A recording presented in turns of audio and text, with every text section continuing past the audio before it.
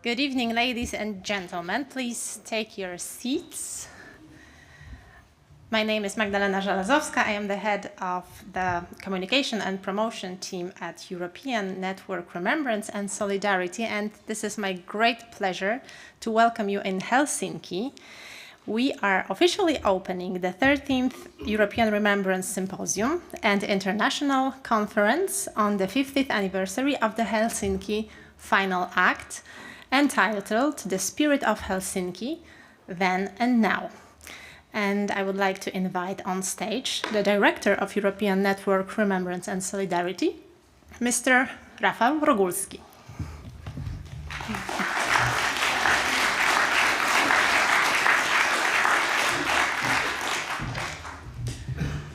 Good evening, ladies and gentlemen. It's always good to be in Helsinki. It's a really beautiful place. And it's always good to be here in this historical space, really important for history of Finland, of history of Europe, and of history of the world. Excellencies, ladies and gentlemen, the European Remembrance Symposium, organized every year by the European Network Remembrance and Solidarity, is intended to provide an opportunity for you, representatives of institutions disseminating knowledge about 20th century history, to share your experience, your successes and questions. The idea is to foster opportunities to work together across borders, and for the participants of our projects, our viewers and audiences, to bring different perspectives of 20th century history, European history, closer together, and to help each other get to know and understand each other better. This is the aim of every edition of the European Network of the European Remembrance Symposium. Every year, and we invite you every year on this occasion to dispute on topics of importance to us all. This year, the starting point for our reflections is the 50th anniversary of the Helsinki Act, Final Act. When we planned to hold this year's 13th symposium in Helsinki a few years ago, we did not think that the security of Europe, and not only Europe, would be threatened to the extent that it is today. We knew, of course, that it would be useful to talk about the international context in which the Helsinki process was taking place and the Helsinki Final Act itself was being enacted, about its legacy and about the future usefulness of the Organization for Security and Cooperation in Europe. At the time, however, we did not think that we would be discussing the future security architecture of Europe and the world at that time when just beyond our borders the Russian-induced war against Ukraine is taking place, and in the Middle East, Israelis fighting the terrorist Hamas and the killing of civilians. This time, unfortunately, reality has outstripped our imagination. So we will discuss both all this, as well as the role of institutions dealing with history, remembrance and memory in the context of peace challenges facing Europe and its near and distant partners and neighbors today. When we started to organize this year's symposium, we cooperated with our Finnish partners, Historians Without Borders and the University of Helsinki. However, once we had booked the rooms and started inviting the first panelist, we found out that someone else was planning an academic conference on a similar topic to our symposium at the same time and place. This brought us to Professor Katerina Kunter, who will be speaking after me. and our long-standing and proven partners from the Bundesstiftung Aufarbeitung der SED-Diktator from Berlin, as well as new partners, the Leibniz Institute, the Religion and Cold War Network, and the Our Foundation. Therefore, we decided to join forces, which allowed us to extend this joint event to 4 days, the last 2 of which have separate parallel programs. In organizing this year's 13th European Remembrance Symposium and International Conference on the 50th anniversary of the Helsinki Final Act under the common title, The Spirit of Helsinki, Then and Now, we were also supported by the embassies of ENRS member countries, Poland, Germany, Czech Republic, Hungary, Slovakia, and Romania. On behalf of our institution, of the ENRS and all other partners, I sincerely thank all partners for this efficient and friendly cooperation, and all of you wish a pleasant and inspiring evening. Thank you.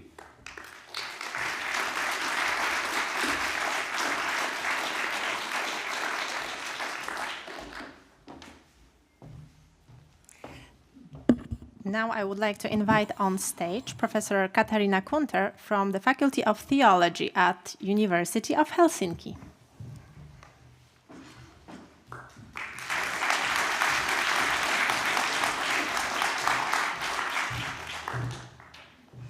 Yeah, thank you very much. A very warm welcome also from me as well. As you have heard, my name is Katarina Kunter. I'm originally from Germany, and for the past 5 years, I have been a professor for contemporary church history here at the University of Helsinki. So tonight I'm standing in front of you representing 3 different functions. And the first is a little bit sort of mediator between Northern Europe and Central Europe. And this connection is not only represented in me, but also reflected in all of you. And I'm very confident that we will have a very exciting interchange between Northern Europe and Central Europe. And since I'm here in Finland, I learned that Central Europe also includes Germany, which was something new for me. So second, I speak to you also as part of the organizing team behind the conference. Alongside my faculty, this event has been made possible with the great support and funding of several partners. Some of them, or all of them, you have already heard, but I'm mentioning them again. The Federal Foundation for the Study of the Communist Dictatorship in Germany, and represented today by Dr. Robert Grünbaum and Jenny Baumann. Markus Meckel, you will know him much more directly afterwards. And then also Professor Dr. Johannes Paulmann from the Leibniz Institute of European History in Mainz. And as we heard already, since spring 2024, this group, were starting and planning also kind of symposium. And we were then very pleased when we found out in December that the European Network of Remembrance and Solidarity was also planning something similar, and really the coincidence at the same time. And we had already booked the halls here in the Finlandia Hall. So this gave us the chance to join the forces and create a joint event. And I would especially like to thank you, Raphael, and also the whole team, Maria, Dagmar, and Joanna, for the very great cooperation. And it was not so easy in the different stages to let this conference go. So I'm very pleased and I'm very grateful that we had this cooperation.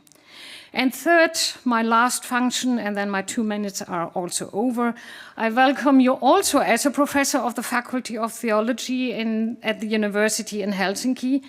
And I think this is also not a coincidence that the Faculty of Theology and Contemporary Church History is here on the stage and involved, because I think it's this deep conviction that we all share that our political and civic engagement needs values, it needs strong roots, and it needs also a sense of direction. And above all, and this is also a symbol for the Helsinki process, it needs trust. It needs trust in ourselves and in each other to shape a peaceful and a free world. So once again, also from my side and all the partners behind me, very welcome here in Helsinki, and I wish you and us for inspiring and engaging days here in Helsinki. Thank you very much.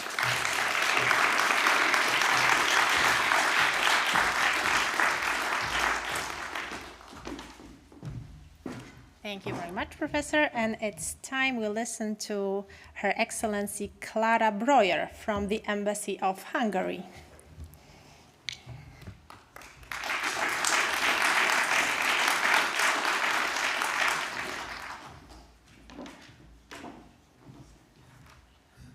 Good afternoon, ladies and gentlemen. I'm really pleased that I can say a few words to you. I'm a historian by training, but I switched to diplomacy 35 years ago, but I feel at home among yourselves. We are in the Finlandia Hall, and I'd like to say a few words about what I consider the Helsinki spirit. Hungarians in the audience and all who know a little bit Hungarian filmmaking know that there is an iconic, hilarious, satirical film called Chini Baba, Gorgeous Babe, set in the depressive years after 1956, in which youngsters would like to defect to the West through attending the Helsinki Youth Congress, and they are aspiring to go there. In this film, we often cite, or from this film, often cite a sentence which says, "Could you please tell me whether Helsinki is already in the West?" You can see that we had very strange geography before 1990. We had East and West as if South and North did not exist. Having lived here in Finland for 3 years now, I understand more and more how difficult it must have been to live a life for the Finns in this East-West divide. We, coming from Central Europe or from the Baltics, we know how was it behind the Iron Curtain. Just for historians, let me know that between 1950 and 1953 in Hungary, we had something like Lenin Farm, and my parents spent 3 nice years in this Hungarian institution. Helsinki is certainly known for the Helsinki Olympics, close to the Hungarian heart, because we received a number of medals here. We also know that the Finns are happier than any of us in the world. But Helsinki is still best known for the Helsinki Accord. The new Finnish documentary, The Helsinki Effect, shows the long road to the signing ceremony of the final accord. You historians could tell us how many hours of meetings were held, how many perhaps kilometers of reports were written, how very many people needed to sit at the different tables to get until the reality of the signing ceremony. This was the job of several politicians with foresight and very many dedicated diplomats who carried out the tedious work behind closed doors. Contrary to the popular myths, we not only stand in beautiful attires, sipping champagne in gorgeous halls. We have long meetings, reporting in the evening, and we hope that somebody listens to us. So then, what was behind the success of the final accord? We normally and shortly say the Helsinki spirit. And what was that? Many things like values, but in my view, the will to listen, not just to talk. The commitment to dialogue, to bridge building, the willingness to see things from different angles, and the hope that we can turn something bleak and horrible to good and promising, sometimes failing and restarting, topics to explore perhaps in this conference. In our present times, we need all that. And you scholars should remind us of that based on your historical research. And we need one more thing. Pope John Paul II told us during his historic visit to Poland in 1979, just don't be afraid. At that time, it resonated in many hearts of people in my region, not only in Poland. He reminded us of courage, I suppose. Courage to change the course of events, courage to reach out. Again, topics to explore. This gentle sentence had huge effects, just as the quote-unquote useless piece of paper that was signed 50 years ago in this city. We often hear nowadays that the time of diplomacy is coming back. In this heartbreaking time of the war in Ukraine and the huge disastrous situations in the Middle East and elsewhere, I sincerely hope it will come back. We need the time of diplomacy. With these thoughts, I'd like to wish you a very, very good conference, many good interactions. Thank you very much.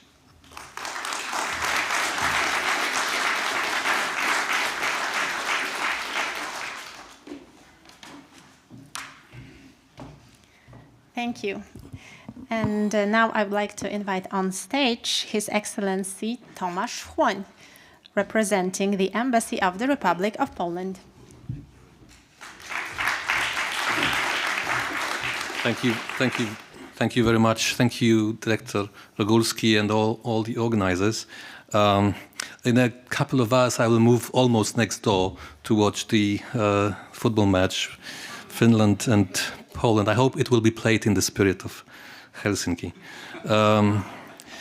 In Eastern Europe, for its dictators back 50 years ago, the Helsinki Final Act was about recognizing borders. For the others, about human rights. The third basket. But who cares, thought the communists.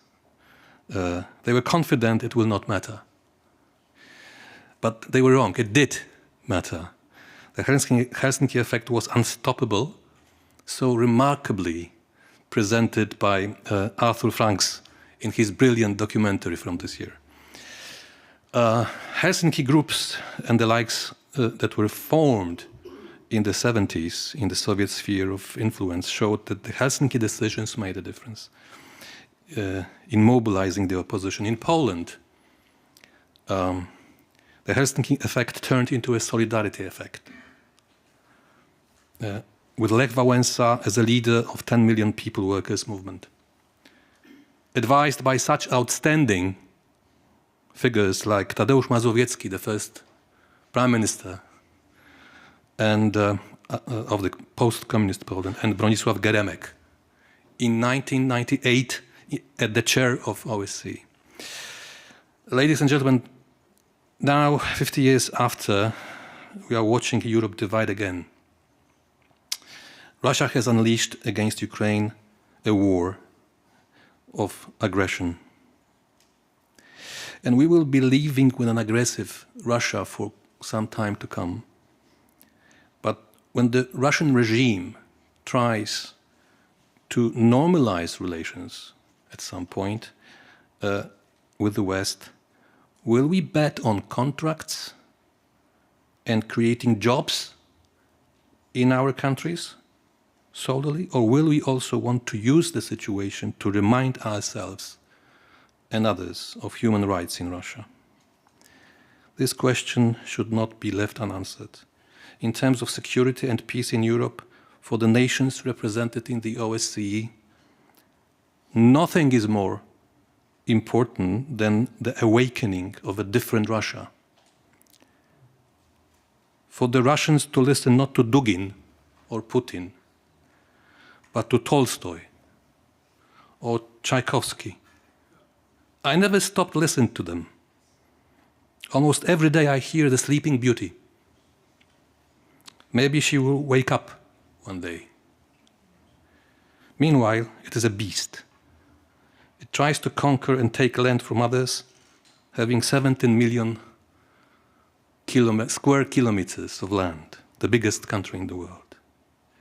It has more than 140 million people, but it kidnaps children.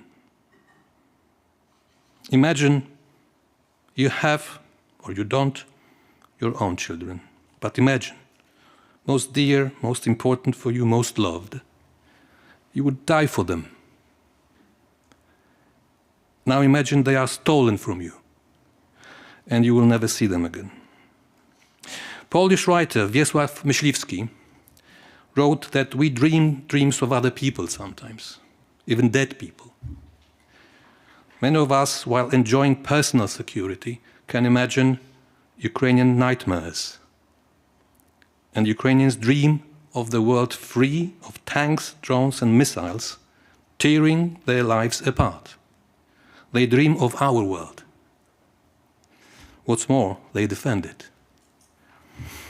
So, as a citizen of the member states of this organization, I pay tribute to them. Slava Ukraini!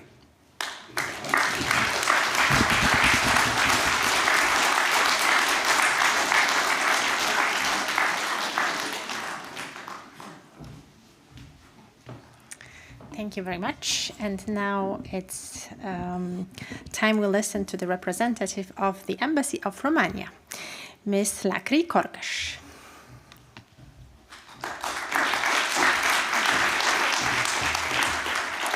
Thank you. It's an honor to speak before you, ladies and gentlemen, today to the 13th European Remembrance Symposium and International Conference. As we gather to mark the 50th anniversary of the Helsinki Final Act, we celebrate not just a milestone in diplomacy, as it was said, but also the enduring principles of dialogue, cooperation, and understanding that it represents. Memory empowers us, serving as a profound reminder that the journey toward freedom requires an unwavering commitment to truth, and we reflect on this enduring journey. Back then, 50 years ago, on 1st of August, Romania, represented by the foreign minister at that time, Corneliu Mănescu, signed this important document alongside representatives from 32 other nations, showcasing the effectiveness of dialogue even amid significant ideological rifts. Now, 50 years later, after a pivotal moment that underscored the inseparability on security and human rights, and in the light of the powerful events that have shaped my country, we reflect on the spirit of Helsinki. We recognize its influence on the social and dissident movements that emerged across all the Central and Eastern Europe in the ensuing decades. The principles enshrined in the Final Act, such as respect for human rights, inviolability of borders, and the commitment to peaceful coexistence, provided not only a policy framework, but also a beacon of hope for countless individuals yearning for freedom and justice.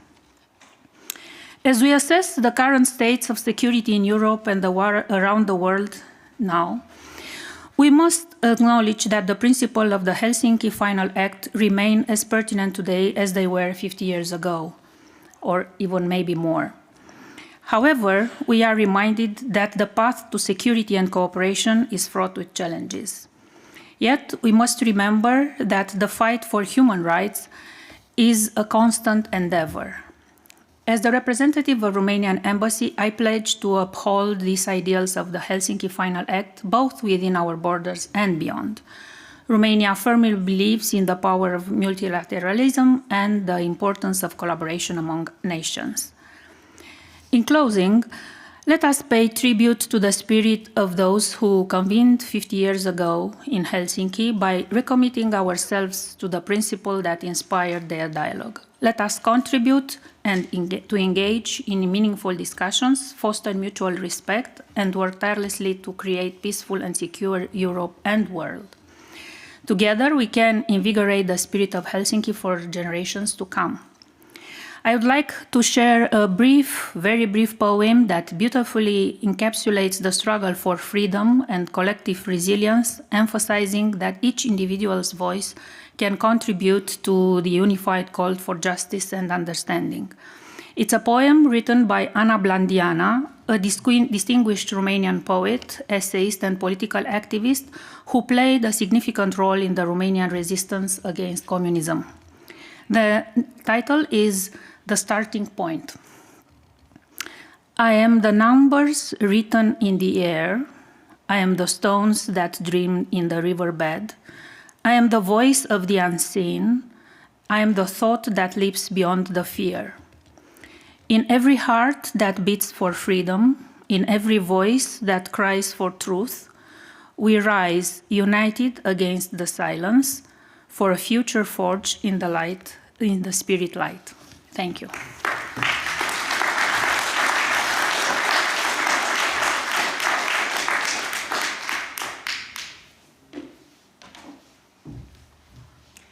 Thank you very much. Now it's time for the Embassy of the Federal Republic of Germany, represented by Mr. Christoph Peleix.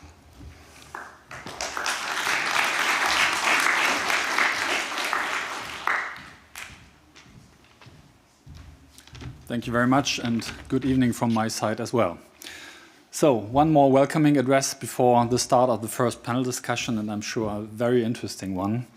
Distinguished guests, ladies and gentlemen, on behalf of the German Embassy, welcome to such a fascinating symposium and conference. We are extremely grateful and thrilled to be part of this important event. The Helsinki Final Act, signed 50 years ago in this very building, is more than a historic document. It is a source of inspiration. Today, it challenges us to reflect on the values guiding international relations.